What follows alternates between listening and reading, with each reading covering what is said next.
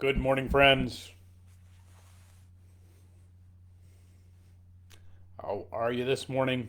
I pray you're well, that there's goodness in your days.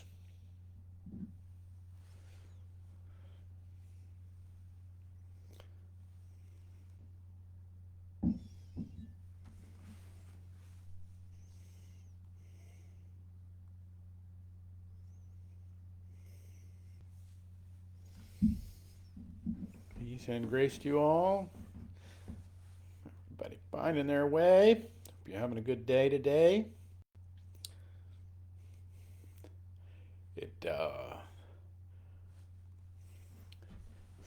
When I went to bed last night, it was filled. It was still a wintry white world, and the rain came in, and the southerlies came, and I woke up to rain and snow, and no more snow. Kind of nice. So I hope you're enjoying it too. Hey, good morning, Karen. Hope you're doing all right. Are you friends?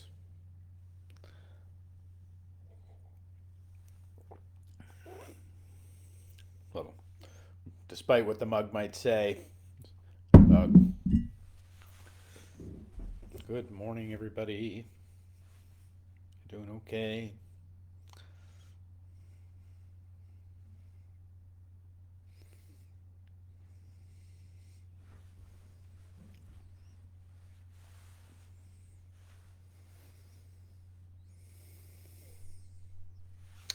Good morning. All right, friends, let's get going this morning. It is the 25th day of January on this Thursday at 11:11, and I'm glad that you're here and a part of this journey. Again, know that it is our hope that this is a blessing to you today. So I hope there's goodness. I hope this bring that our little gathering here brings you some joy and um, in the midst of that, there is a just a little bit more sweetness in your day. Today is the 25th of January. This is a in literati circles. This depending on how literati you are, this can be kind of a famous day because this is Bobby Burns' birthday. This is and there will be all over the country. I have a friend that's going to one tonight. There'll be uh, Robert Burns dinners. There is what has been known what is now called the cult of Burns that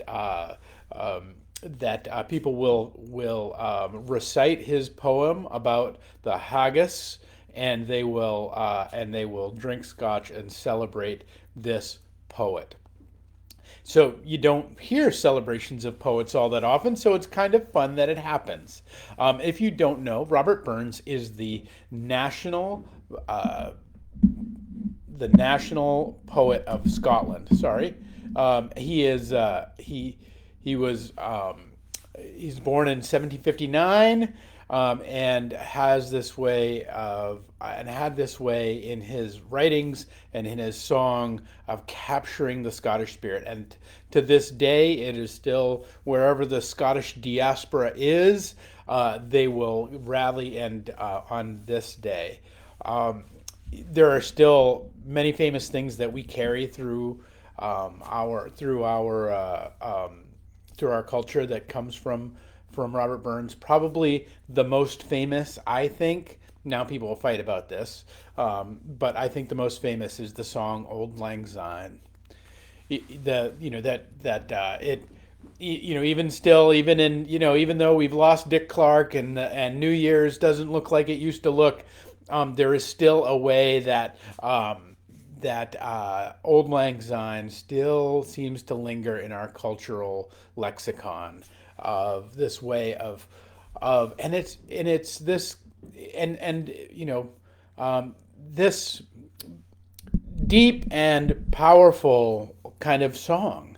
It actually comes from Burns actually claims he didn't write it. He claims that there was actually no that he didn't write Auld Lang Syne, that he actually discovered it as pieces of it and thread it together, but nobody really believes that because one of the things he was deeply immersed in the folklore and the folkiness of Scotland, which is kind of why he is the national poet of Scotland. Now, why am I talking about this? Why am I talking about this?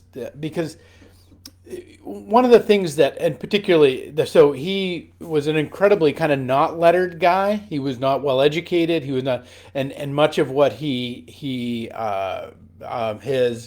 poetry is nearly inaccessible to us today, often because of the way that he wrote in the Scottish dialect. I won't say inaccessible, but it certainly brings that.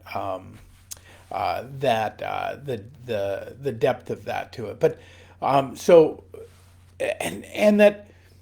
but in it, I think is captured some of just the beauty and the majesty and the wonder and the mystery of the depth of our lives as people in place, in cultures, with that and the vastness of what comes behind us, the vastness of the richness of cultures and all of this. We've become so often, the United States of Generica.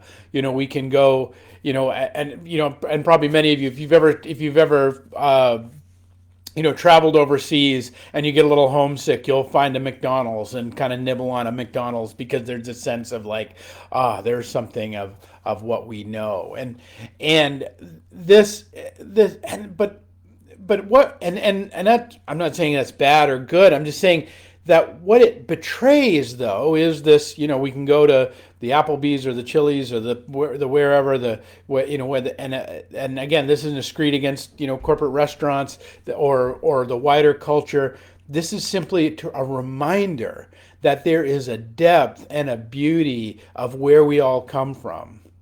That whether you know them or not, even you are the product of parents and grandparents and great-grandparents and great-great-grandparents, all of whom have these stories, all of whom had this richness to their life. And what you find, I think, why Robert Burns, however many, 300 plus years ago is still, or 200 plus years ago is still celebrated as the national poet of Scotland, is because there is this way of holding that space of the Scottish people. And what I want to suggest to us is there's a space for all of us people. That section that's always quoted from Ecclesiastes. Ecclesiastes used to be one of my favorite books, actually. I mean, it's still in the top. And it's Ecclesiastes is one of the Old Testament kind of we don't know really what to do with this book kind of books.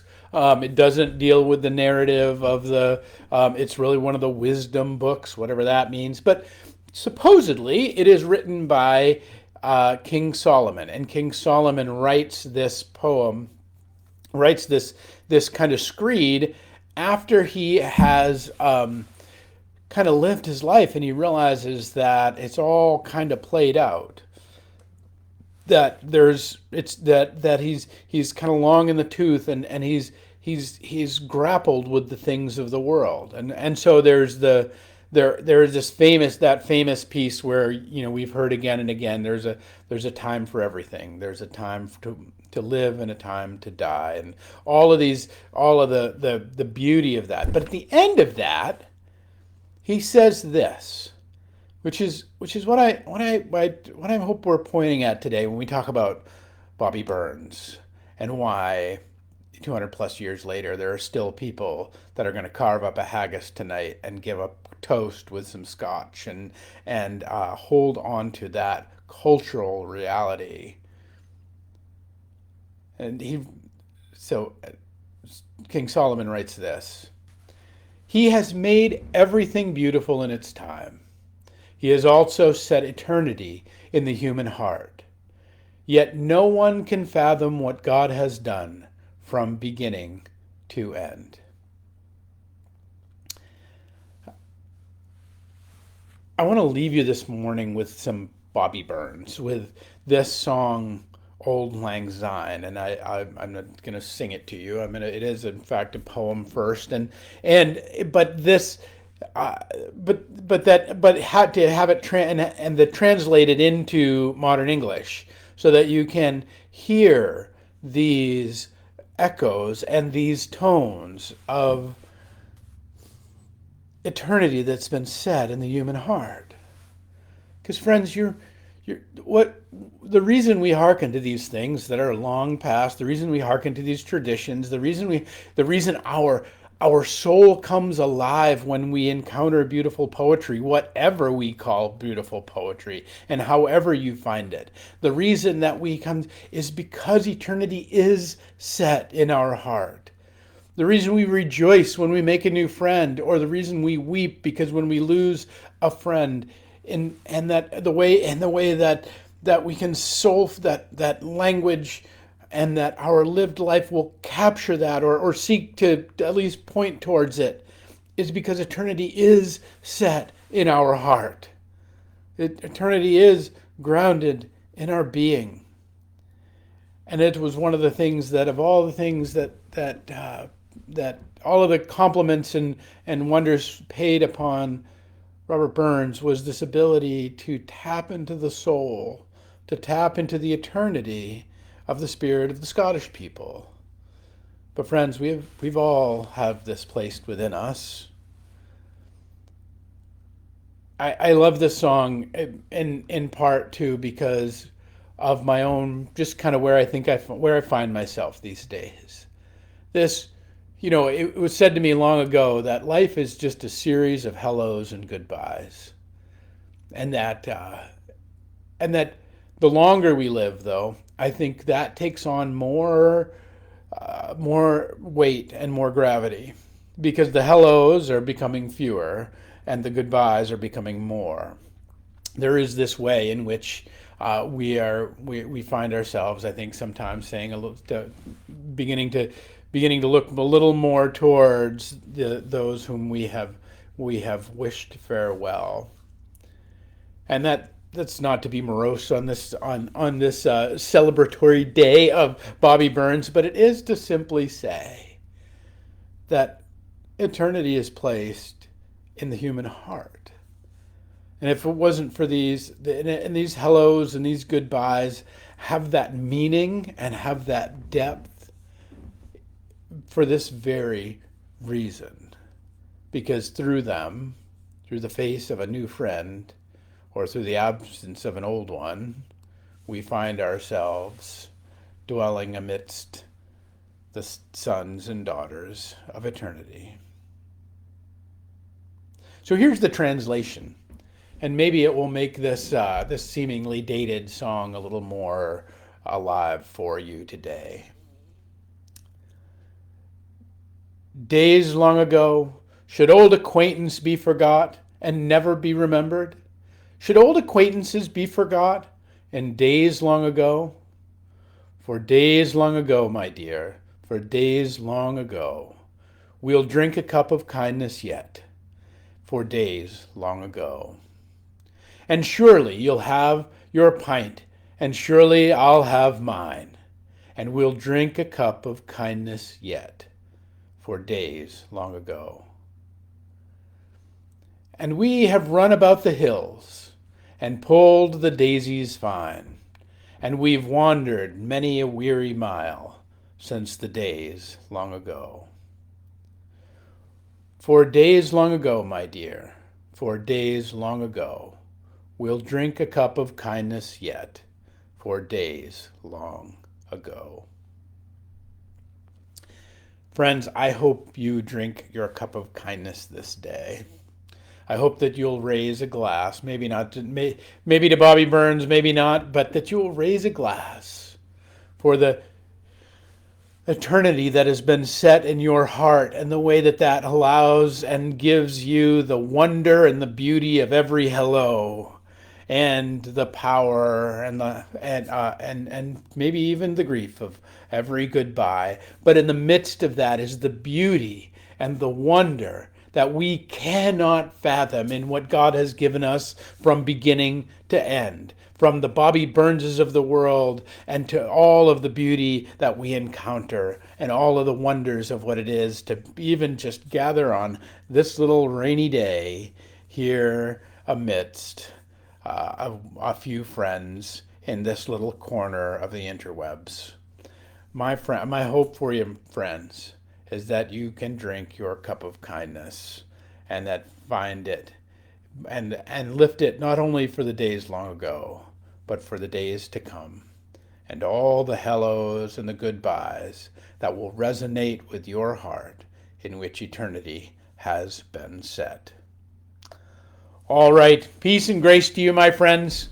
That we'll be worshiping on Sunday. We'll be welcoming a new, our new religious education coordinator. Super excited. Hope you'll be here to meet Shirley, and as she becomes a part of our team here at First Congregational Church. She is terrific. And my hope, though, for you in these days is that you'll have a great weekend, and we'll pick it up next week with another 11:11.